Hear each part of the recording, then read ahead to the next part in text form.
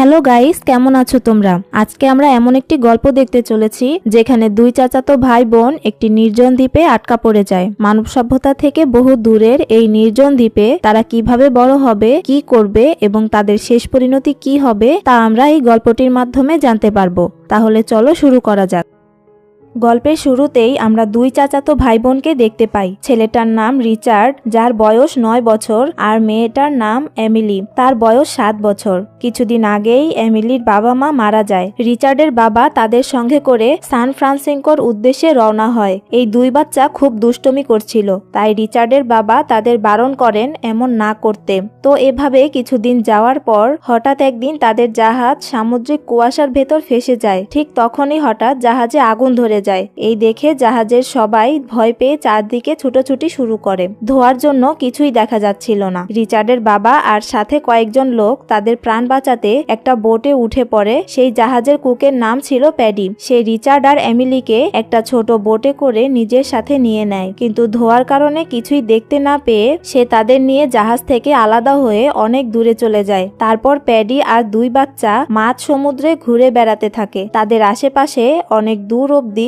জাহাজের অংশবিশেষ ছাড়া আর কিছুই ছিল না। তারা ক্ষুধা আর পিপাসায় অনেক ক্লান্ত হয়ে ঘুমিয়ে পড়ে। তো পরের দিন সকালে প্যাডি আর দুই বাচ্চা দেখে সমুদ্রের স্রোত তাদের একটি দ্বীপে ভাসিয়ে নিয়ে এসেছে। এটা দেখে প্যাডি খুশি হয়ে যায় আর তাদের ছোট বোট নিয়ে সেই দ্বীপের উপর আসে। দ্বীপটা চারদিক থেকে সবুজ গাছপালা আর নারকেল গাছ দিয়ে ভরা ছিল। প্যাডি তখন পুরো দ্বীপটা ঘুরে দেখতে থাকে যে যদি কেউ থেকে থাকে তাহলে তার কাছে সাহায্য চাইতে পারবে, কিন্তু সে চারদিকে কাউকেই দেখতে পায় না। তার মানে ওরা পুরোপুরি এই দ্বীপেই একা আটকা পড়েছে। তবে প্যাডি বুঝতে পারে এই দ্বীপে বাঁচার জন্য দরকারি সবকিছুই আছে। সে সবার জন্য দ্রুত খাবারের ব্যবস্থা করে। প্যাডি বুঝতে পারে এই দ্বীপে সার্ভাইভ করা বাচ্চাগুলোর জন্য অনেক কঠিন হবে, তাই প্যাডি রিচার্ড এবং এমিলিকে সেখানে বেঁচে থাকার সকল কৌশল শেখাতে থাকে। একদিন প্যাডি একটা মদের বোতল খুঁজে পায় যেটা জাহাজ থেকে ভেসে তীরে এসেছে। অন্যদিকে রিচার্ড যখন খেলছিল